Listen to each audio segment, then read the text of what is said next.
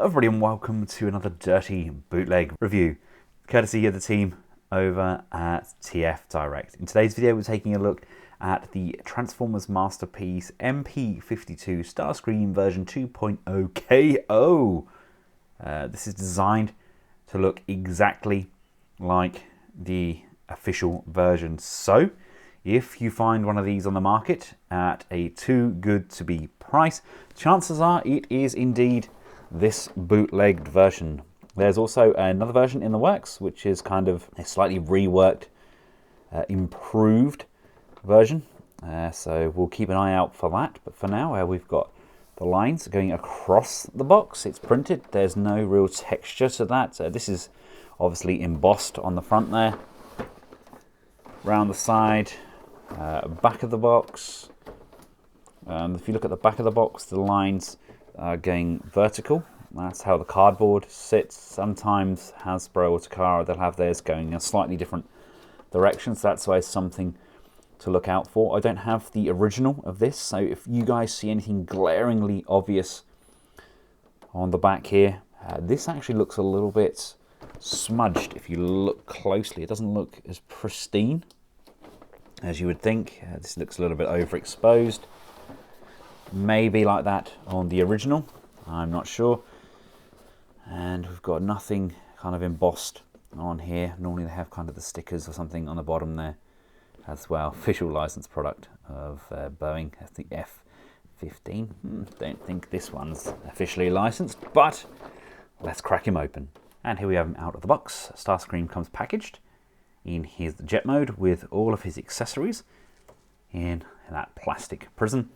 And we also get a lovely purple display stand, very much like what we got with those Beast Wars figures, only this time done in the purple as opposed to the grey. So they can just kind of push and interlock, like so. You can do that however you see fit. These can kind of come along here, various different options. The idea is to have this then pegged in the whole length, and this is what we're going to use to support Starscream in his jet mode. Purple is always such a difficult colour to pick out on film, so I'm hoping I've done a fairly decent job in post getting this exactly right. And here we have him out of his plastic prison. Like I said, he comes packaged in his jet mode. Really nice, clean jet mode as well. I still think I prefer the other Starscream, the third party that I've done by Transform Element, or whatever name they're going by now. But either way, this dude does still look absolutely sublime. I mean, that's a gorgeous jet mode, and the colours are exquisite. I mean, just look at that. Something about it, isn't it? Remarkably well done. Absolutely looks the part, not without its flaws. There's definitely a couple of flaws in there. See, look at that cockpit, just peeps out. Doesn't really want to close like it should, but oh, goodness me, what a gorgeous looking jet mode.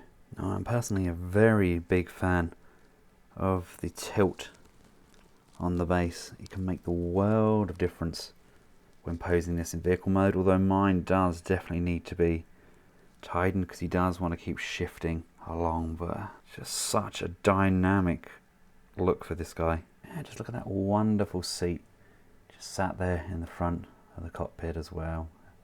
Just wish everything would tab in quite as cleanly as I would like. I mean, that's a lovely looking piece, isn't it? Let's just take a quick look on the underside. I've flipped the wheels out. Come out nicely. It's really clean and tidy. Love the Decepticon insignias. What's going on with my thruster on that side? My thruster seems to have kind of shifted on here. Look, I'll have to check that out when we get that transformed. I don't know what I've done there. It's kind of just moved along a little bit, hasn't it? But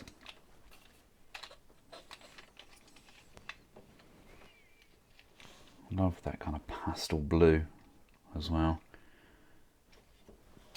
I mean, this is a bootleg.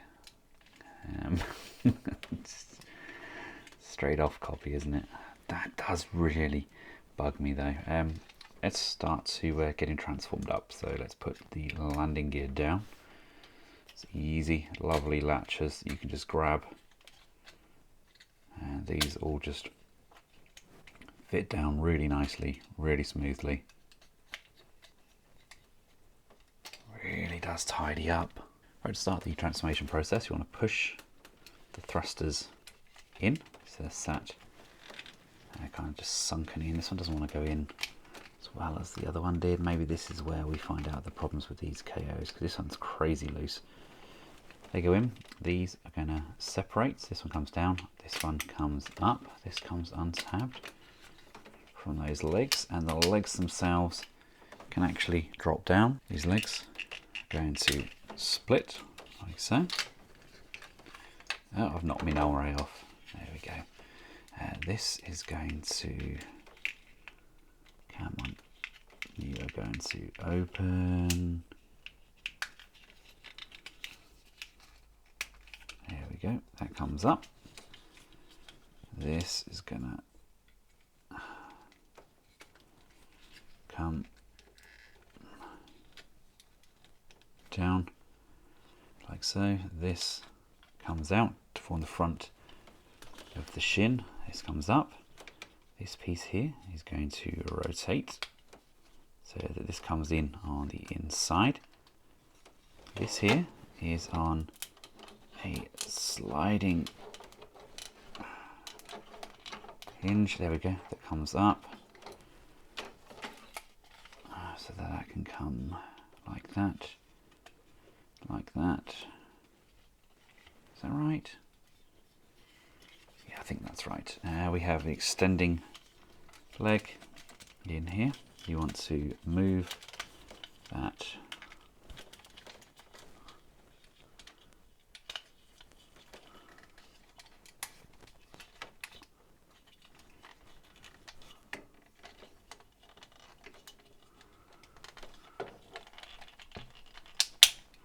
up and fully extend like so, and then this should come in,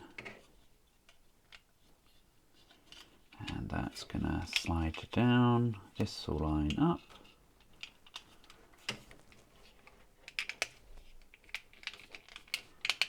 There we go, some lovely panel forming there, but that really does kind of tidy up nicely, doesn't it? Do that with both sides. And with that done, slide the knee pads up. There we go. And slide the knee pads up. Feels like a very G1 transformer to do it like this. When you get yours in the package, you've got the null ray sections like this. Null rays, they're called something different on the box, aren't they? You want to flip them down and you can plug them in here or here. Now these do change up. You can just lift this up like so, and these flip around, and which way they go? This way here, look. And they're like now missile pods for his jet mode, and then they would flip this up like so, and that will tab in on here, and that then hinges, and that will tab in. But null rays, you want them to come back around and flip. So you've got this pointing forwards, and you want to just attach them from the wings. So again on this side, bring that one up, bring that one out and around, and bring that up like so, that are no longer attached on either side. These pieces here detach, and these are going to lift up, and this is going to lift up. I'm sure they're not meant to come up quite as easy as they just did, but here we go. This is going to rock down, and it's on a rocking hinge there, so you want to get it so it sits below that red tab like so, and then this comes back over, and that's going to line up, he says. Okay, so it sits at the bottom of the buttocks there. Arms are nicely stored inside here. You won't be able to get them out fully without removing this down because of it just very narrow, shallow clearance. So bring these up and out of the way so we can see what we're doing. This has popped out again, hasn't it? There we go. You need to work Starscream's head up so there's enough clearance for his antennae to pop out. Then we can bring these panels out. See, they just narrowly miss his head. That is some good engineering right there. And then this panel piece then folds down. There we go. And that is going to sit square. So then these can come down and fill the torso piece. So again, bring this piece down, make sure that the torso is sitting square so that this can come down like so. Oh, really starting to come together now. Okay, I stand corrected. You know, I didn't have this version of Starscream, haven't had him to hand, and I said that the transformation did look more complex, but it's actually a lot smoother than what it looks, isn't it? From this position, we can then stick Screamer's head back in, because this is going to flip around. This is going to miss these. Lots of flex on these pieces, thankfully. So this is going to come down. Now, this piece here, not the nose cone, this bit underneath it, needs to rotate. Which way do you rotate? You come around one way here, don't you?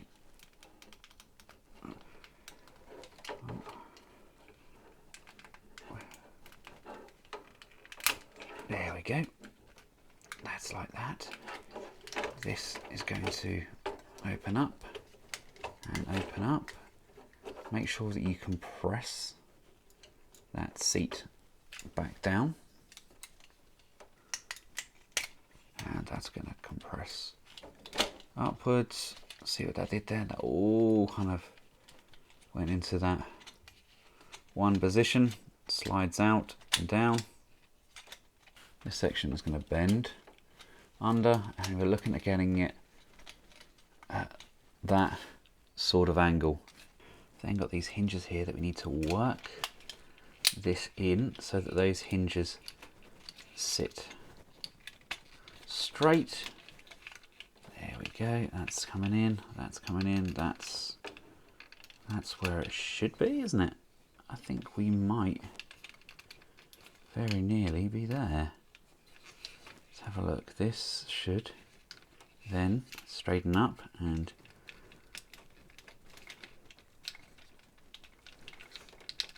tab and secure into there, like so. Head is where it's meant to be. Yep. Oh, starting to come together, isn't it? Right, bend these wings down. That's going to come up. This panel here is going to flip open. This will come down like so. This will come down like so. It's going to sit kind of at a right angle there because it's on a double hinge. This panel here is going to bend. So this is going to come in like that. And then these come out to the sides from here. This panel here comes down and comes down again like so. This flips and rotates around, and there is a place where this tabs in just inside this hinge. See, it's on a double hinge, untabs from here. Now allows this to flip up, and that's going to line up and push and tab, he says, into the wing panel. This is going to flip all the way over to here, and this flips up to here. You can then fold these wings in on that double hinge. That's going to push tab and collapse, he says. Come on. There we go, that's in. And if you look here, there's a slot just here and a tab. That's going to line up with those side panels, and that's going to push and tab that backpack and that torso piece all in nicely together. This can then come around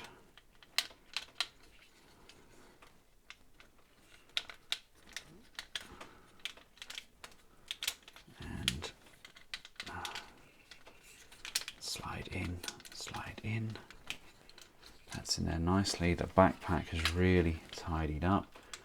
Bring those arms in.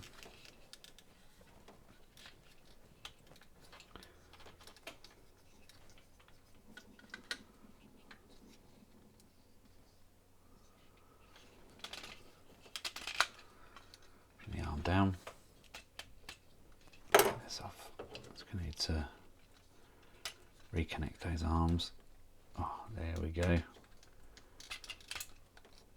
And then flip these hands out. Now you can maneuver his weapons around so it all can fold in, and you don't have to take them off, but it's a lot of fiddling.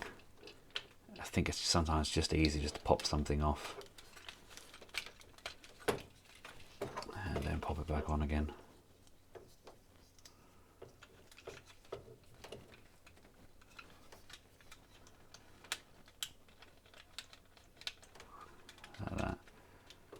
Sometimes we don't need to make our lives more difficult than what they already are. Head is up. Look at that expression on the face. That is absolutely sublime. Now do the other arm, and we have like a double latch system for these. This is going to rock backwards, and it should push down onto this hinge here. If you look, there is a hinge section there for that to sit on as well. So again, with this side, that's going to rock back, sit on its own hinge, and then line up and tab in to those backpack panels, he says.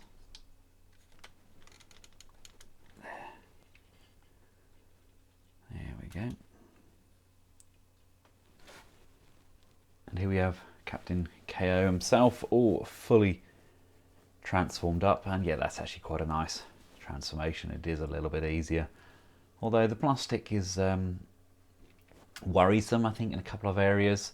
I think as long as you don't apply extreme pressure to some of those points, like on the nose cone and some of the bits on the wing, then you're not going to have any problems with this guy at all. He does tidy up remarkably well. Really looking forward to getting the other colours as well, but then again, I'm looking forward to getting pretty much every Seeker that comes out. I do have a little bit of a soft spot for Starscream. He's one of my favourites, but love the proportions, love that kind of animation style they've got going on. I realise his null ray's not been placed in properly, but it gives you a decent idea. I mean, he actually looks slightly puff chest, but I think that works, making him look a little bit hench, like he's been working out with those old Energon bars, I think. Backpack's definitely nice and tidy. I love the wings. They kind of flip and reverse. You've got the insignia on both sides. I think that's something that definitely works better with this.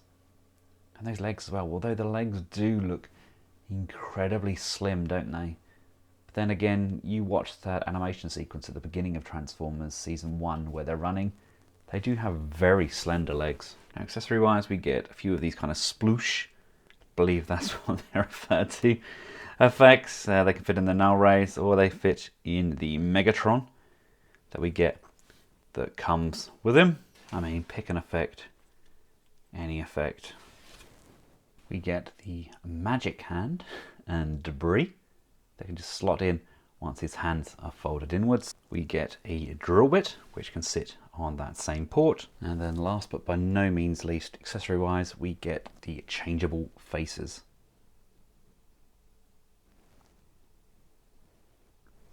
This possibly being one of my favourites. This one being slightly more questionable. And finally this one probably being a little bit more mauve than the rest. It's rather bland in comparison to some of those expressions, but it's nice to have all of these different options. Articulation is really good on Starscream. Up, down, left and right, tilts side to side. Shoulders are on ratchets, they come up to the side. They've got a butterfly joint here. There's a rotation, double jointed bend on the elbows, rotation on the wrists, articulated hands. There is an abdominal crunch. Love how this is still all attached. It keeps everything nice and tidy. Legs have hip skirts to the front and side, allowing for range this far forwards, this far back, out to the side. There's a thigh rotation. Nice deep bend on those knees, and we've got pivot, and we've got up and down on those feet and heels. Now the problem with mine in particular is my ratchets on my legs are a little bit loose, and so he does tend to kind of have a little mind of his own when trying to pose him. He decides he wants to go in a different pose, then he will go in that pose. But I love the fact that you can rotate the arms around, pose them however you want, and then you can adjust the null raise accordingly. Wings nicely tidied up throughout the entire posing process. So all in all, a ruddy good figure. And considering this is a cheaper bootleg, you Seeker lovers are going to absolutely adore grabbing these. And to give you an idea of scale, here we have him alongside the TE Prime and the Infinite Transformations Megatron. Both of those are made by that same company, built the Starscream. He just looks too small in my opinion. Don't get me wrong, the aesthetics are incredible on this guy. He looks fabulous, but I always see Starscream as being kind of bigger. I know you can never go by G1 scale. I mean, we had that episode where Bruticus was next to the people that we used to combine him, and he was the same size as the rest of the team. So scale is questionable. And here he is with the rest of his Starscreamers. I've got the Cuban bow on the end there with the KO MP-52 head. And this guy here, he is made by the same team as Transform Element and Infinite Transformation. So there you go, it gives you an idea why he scales so well with them. I still think I prefer his bot mode, but yeah, you guys and girls were completely right. The transformation is so much easier on the MP version, really is. Yeah, can't agree with you more. Having it in hand, this is just incredibly fluid to transform. Nothing feels like it's going to break, nothing angles precariously. Really does work. I'm not sure who I think looks the best. I mean, could Make Toys Meteor still be an option? So let me know your thoughts in the comment section below. Who's your favourite Starscream and why? Should I check out the Make Toys, or have they kind of been and gone now? Have they kind of been made redundant? Thank you all for taking the time out of your busy lives to watch my content, and until next time, for myself and the rest of the Collectables household, thank you all for watching. Goodbye.